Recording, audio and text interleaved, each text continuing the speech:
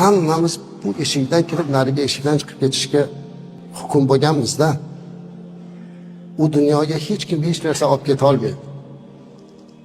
Lekin bugun biz juda uzoqlarda o'ylaymiz. Biz shoshilib ketib, hatto hozir shunaqaki yosh yigitlar bilan gaplashsangiz hammada diqqatchilik bor.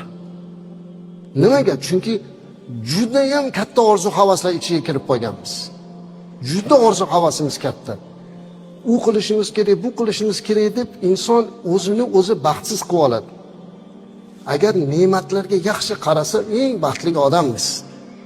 Rasululloh sollallohu alayhi vasallam aytadilar-ki, ertamat turganingda taning salomat bo'lsa, oilang tinch bo'lsa, bir kunlik taoming bo'lsa, butun xazinani kaliti senda deydilar. Hammamiz qo'limizda shunaqa. Lekin inson ba'zida ne'matlar ichida ne'matni fahmlamay qoladi.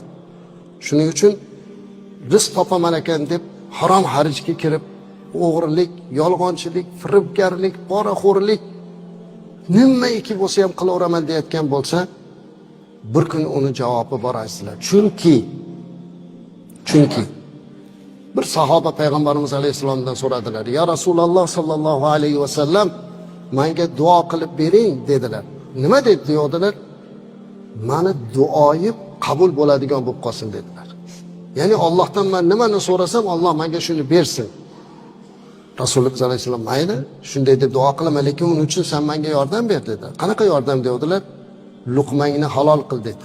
Bilginki bir luqma harom kirsa odamga 40 kun duosi qabul bo'lmaydi dedilar. Biz uni harom bilan bolani katta qilib qo'ysak-chi, azizlar, Alloh saqlasin. Bugun nega duolar qabul bo'lmayapti deganda yeyotgan luqmaga qarash kerak. Nega qabul bo'lmayapti?